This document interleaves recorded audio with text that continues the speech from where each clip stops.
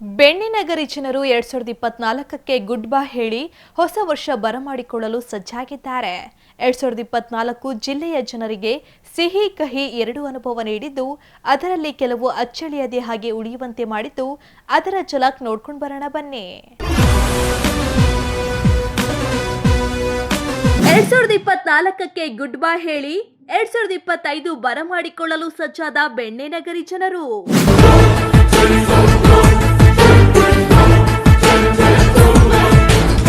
ಸಿಹಿ ಕಹಿ ಎರಡು ಅನುಭವ ನೀಡಿದ 2024.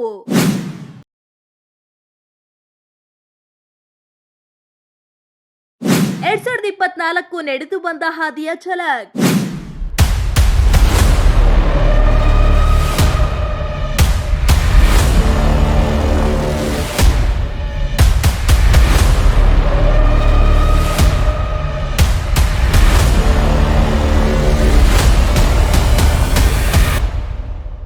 ಎರಡ್ 2024ಕ್ಕೆ ಗುಡ್ ಬೈ ಹೇಳುವ ಸಮಯ ಸನ್ನಿಹಿತವಾಗಿದ್ದು, ಹೊಸ ವರ್ಷ 2025 ಬರಮಾಡಿಕೊಳ್ಳಲು ಬೆಣ್ಣೆನಗರಿ ಜನರು ತುದಿಗಾಲಲ್ಲಿ ನಿಂತಿದ್ದಾರೆ.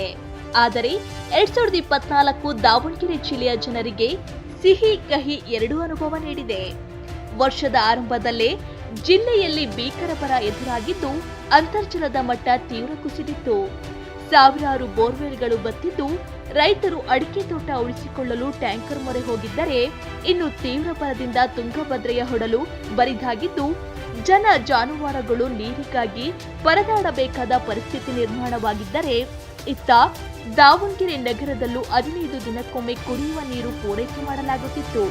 ಇನ್ನೇನು ದಾವಣಗೆರೆ ಜಿಲ್ಲೆ ಭೀಕರ ಬರಕ್ಕೆ ತುತ್ತಾಯಿತು ಎನ್ನುವಷ್ಟರಲ್ಲೇ ವರುಣದೇವನ ಕೃಪೆಯಿಂದಾಗಿ ಜಿಲ್ಲೆಯಲ್ಲಿ ದಾಖಲೆ ಪ್ರಮಾಣದ ಮಳೆಯಾಗಿ ಕೆರೆ ಕಟ್ಟೆಗಳು ತುಂಬಿ ರೈತರ ಮೊಗದಲ್ಲಿ ಮಂದಹಾಸ ಮೂಡಿಸಿದರೆ, ಜಿಲ್ಲೆಯ ಜೀವನಾಡಿ ಭದ್ರಾ ಜಲಾಶಯ ಮೈದುಂಬಿ ಹರಿಯಿತು.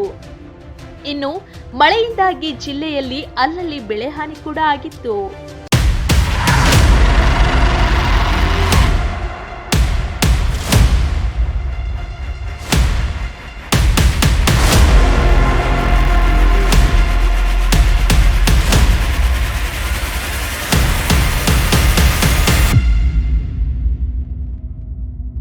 ರಾಜಕೀಯವಾಗಿಯೂ 2024 ಸಾಕಷ್ಟು ಮಹತ್ವ ಪಡೆದುಕೊಂಡಿತ್ತು.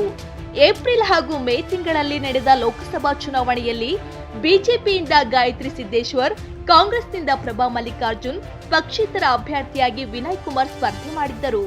ಆದರೆ ಬಿಜೆಪಿಯಿಂದ ಗಾಯತ್ರಿ ಸಿದ್ದೇಶ್ವರ್ಗೆ ಟಿಕೆಟ್ ನೀಡಬೇಕೆಂದು ರೇಣುಕಾಚಾರ್ಯ ಟೀಂ ಪಟ್ಟು ಹಿಡಿದಿದ್ದರು.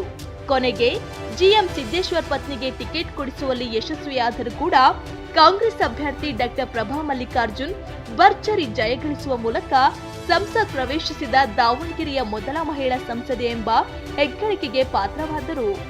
ಲೋಕಸಭಾ ಚುನಾವಣೆಯಿಂದ ಬಿಜೆಪಿಯಲ್ಲಿ ಆರಂಭವಾದ ಭಿನ್ನಮತ ಇಂದಿಗೂ ಶಮನವಾಗಿಲ್ಲ. ರೇಣುಕಾಚಾರ್ಯ ಟೀಂ ಹಾಗೂ ಜಿಎಂ ಸಿದ್ದೇಶ್ವರ್ ಟೀಂ ನಡುವೆ ಟಾಕ್ ವಾರ್ ನಡೆಯುತ್ತಲೇ ಇದೆ.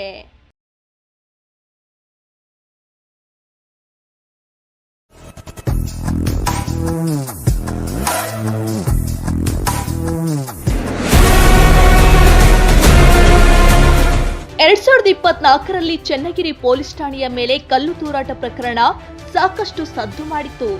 ಮಡ್ಕ ಜೂಜು ಆಡಿಸುತ್ತಿದ್ದ ಎಂಬ ಆರೋಪದ ಮೇಲೆ ಠಾಣೆಗೆ ಕರೆದೊಯ್ದ ಆದಿಲ್ ಕಲಿಮುಲ್ಲಾ ಎಂಬಾತ ಮೃತಪಟ್ಟಿದ್ದು, ಅದನ್ನ ಲಾಕಪ್ ಡೆತ್ ಎಂದು ಆರೋಪಿಸಿ ಮೃತನ ಸಂಬಂಧಿಕರು ಪೊಲೀಸ್ ಠಾಣೆಯ ಮೇಲೆ ಕಲ್ಲು ತೂರಾಟ ನಡೆಸಿ ಪೊಲೀಸ್ ವಾಹನ ಜಖಂಗೊಳಿಸಿದ್ದು, ಘಟನೆಯಲ್ಲಿ ಪೊಲೀಸರು ಗಾಯಗೊಂಡಿದ್ದರು. ಇದಾದ ಬಳಿಕ ದಾವಣಗೆರೆ ನಗರದ ಬೇತೂರು ರಸ್ತೆಯ ಅರಳಿಮರ ಸರ್ಕಲ್ನಲ್ಲಿ ಗಣೇಶ ಮೂರ್ತಿ ವಿಸರ್ಜನೆಯ ವೇಳೆ ಕಲ್ಲು ತೂರಾಟ ನಡೆದಿದ್ದು, ಪೊಲೀಸರು ಸೇರಿದಂತೆ ಹಲವರಿಗೆ ಗಾಯಗಳಾಗಿದ್ದು, ಇಷ್ಟೇ ಅಲ್ಲದೆ ಆನೆಕೊಂಡ ಮಟ್ಟಿಕಲ್ಲಿಗೆ ನುಗ್ಗಿದ ಪುಂಡರು ವಾಹನಗಳು ಮನೆಯ ಕಿಟಕಿಗಳನ್ನು ಜಖಂಗೊಳಿಸಿದ್ದರು. ಕೊನೆಗೆ ರಾತ್ರೋರಾತ್ರಿ ಪೊಲೀಸರು ಲಾಠಿ ಚಾರ್ಜ್ ಮಾಡಿ ಆರೋಪಿಗಳನ್ನು ಬಂಧಿಸುವ ಮೂಲಕ ಗಲಾಟೆ ನಿಯಂತ್ರಿಸಿದ್ದರು. ಇನ್ನು ದಾವಣಗೆರೆ ಜಿಲ್ಲೆಯ ನ್ಯಾಮತಿ ಪಟ್ಟಣದ ಸ್ಟೇಟ್ ಬ್ಯಾಂಕ್ ಆಫ್ ಇಂಡಿಯಾದಲ್ಲಿ ನಡೆದ ದರೋಡೆ ಪ್ರಕರಣ ಅತ್ಯಂತ ದೊಡ್ಡ ದರೋಡೆ ಪ್ರಕರಣವಾಗಿದೆ. ಬ್ಯಾಂಕಿನ ಕಿಟಕಿ ಮುರಿದು ಒಳನುಗ್ಗಿದ ಕಳ್ಳರು 17 ಕೆಜಿ ಚಿನ್ನಾಭರಣ ದೋಚಿ ಬ್ಯಾಂಕಿನ ತುಂಬಾ ಕಾರದ ಪುಡಿ ಸುರಿದು ಸುಳಿವು ಸಿಗದ ಹಾಗೆ ಮಾಡಿ ಎಸ್ಕೇಪ್ ಆಗಿದ್ದು, ಜಿಲ್ಲೆಯಲ್ಲಿ ಅತ್ಯಂತ ದೊಡ್ಡ ದರೋಡೆ ಪ್ರಕರಣ ಇದಾಗಿದೆ. ಇನ್ನು ದಾವಣಗೆರೆಯ ಎಸ್ಒಜಿ ಕಾಲೋನಿಯಲ್ಲಿ ಸಿಲಿಂಡರ್ ಸ್ಫೋಟಗೊಂಡು 5 ಜನರು ಗಾಯಗೊಂಡಿದ್ದು, ಅದರಲ್ಲಿ 3 ಚಿಕಿತ್ಸೆ ಫಲಕಾರಿಯಾಗದೆ ಆಸ್ಪತ್ರೆಯಲ್ಲಿ ಸಾವನ್ನಪ್ಪಿದ್ದರು.